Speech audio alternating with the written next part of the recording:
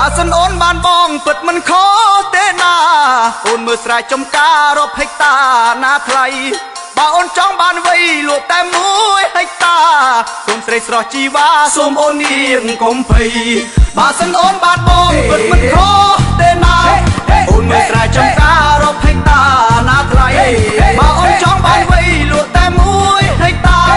សូមស្រីស្រស់ជីវ៉ាសូមអូននាងកុំភ័យកុំឃើញបងអ្នកស្រែថាបងគ្មានដុល្លារអូនគិតខុសហើយណាស្រស់ជីវ៉ាថ្លើមថ្លៃទ្រាំតែបនតិចទៀតដល់ពេលដីឡើងថ្លៃបងនឹងនាំពីសីទៅតថ្លៃវិឡាទិញខ្សែកខ្សែដៃឡានមកថ្មីហឺហាឬក៏ចង់ទៅផ្សារណាទំនើបថ្មីបងស្គាល់ច្បាស់ជាងគេគឺផ្សារអូឬសីបើព្រមស្នេហ៍ប្រថ្លៃសូមចរណៃឆ្លើយមក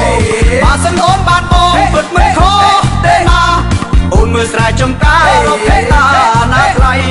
បើអូនចង់បានវ័យលក់តែ1ហេតាសូមស្រីស្រស់ជីវ៉ាសូមអូននាងកុំភ័យ